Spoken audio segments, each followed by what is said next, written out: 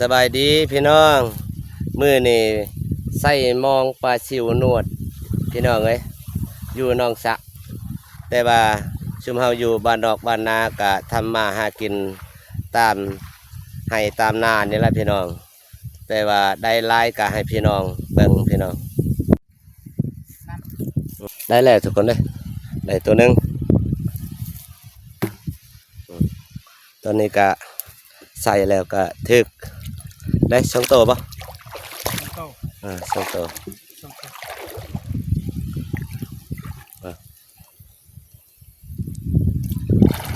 น้องสาวถึกเนาะโอ้ยได้ไล่มาแล้วพี่น้องมาแล้วไปเดิมมองเลยฮะให้วิเนาะนี่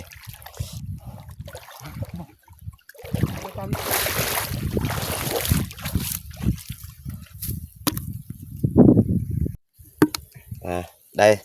ชิโตทุกคนเลย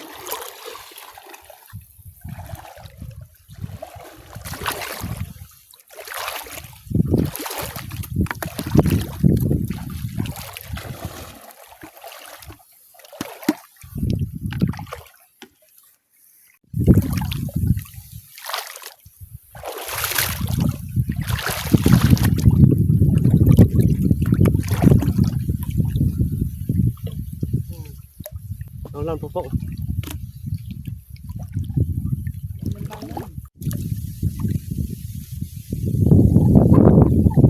อายังเตี้ยนะอายังไม่เตี้ยโอเคเตี้ยทั้งปืน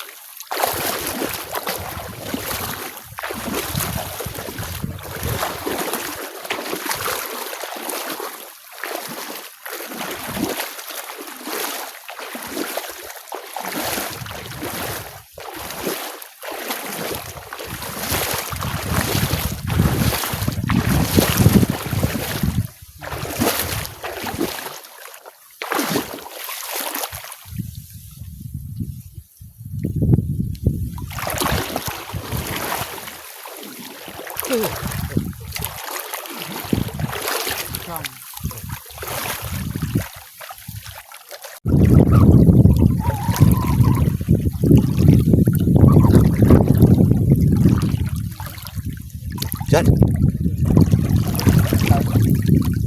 ซื้อปองอ่ะ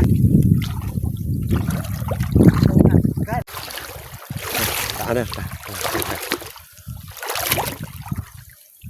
ประแยงอ่ะคอมดูที่แกนอากาศธรรมชาติ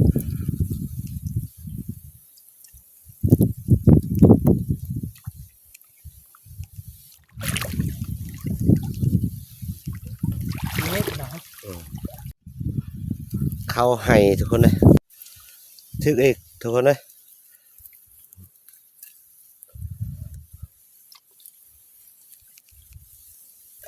ต้นตอดอกให้ตาดอกเบอร์อันเปิดคันให้ก็ว่างให้วีกี่อันตัวลูกอันลวยปืนตอดอกทนแต่มุมปลอก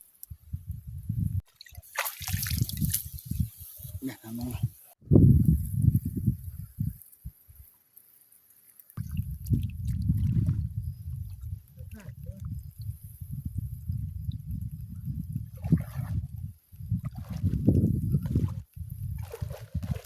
อยู่ลุ่มแมนทงนาพี่น้องอยู่ลุ่มแมนทงนาตัวนี้แมนน้องสะ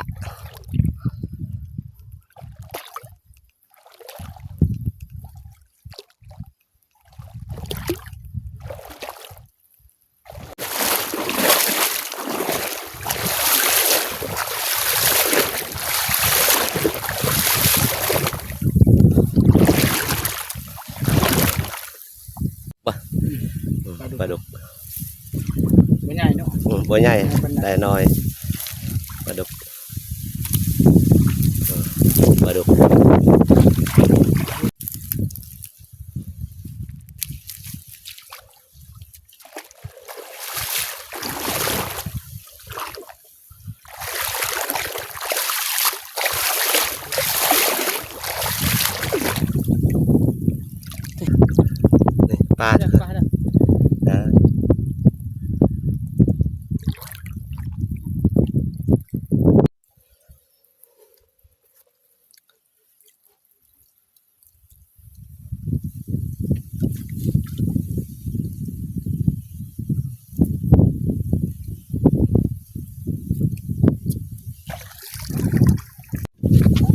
บรรยากาศทุ่งนาพี่น้องเลย เจ้าก็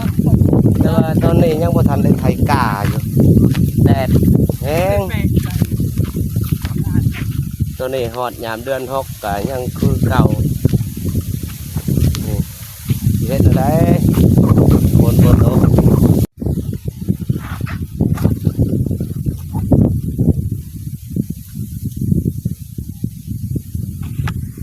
เอาล่ะพี่น้องเอ้ยไปเฮ็ดหมองปลาซิวได้ประมาณนี้ล่ะพี่น้องนี่ก็บ่ได้หลายพี่น้องเอ้ยนี่ก็มักแข็งแต่ว่าคนไทยเอิ้นว่าจังไดนี่ประมาณนี้แหละพี่น้องเอ้ยอันนี้ก็เพื่อนอยู่ทงหน้าพี่น้องสบายดีพี่น้องคลิปนี้ก็หมดเพียงส่ำนี้พี่น้องเอ้ยมาพบมาพอกับเบาชมโยชน์ก็เพียงส่ำนี้ถ้าผู้ใดเบิ่งคลิปนี้พี่น้องขอให้ร่ำให้รวยสุขุสุคนพี่น้องเด้อความเจ็บอย่าได้ความไข่จะมีให้อยู่ดีไม่แห้งสุขุสุคนพี่น้อง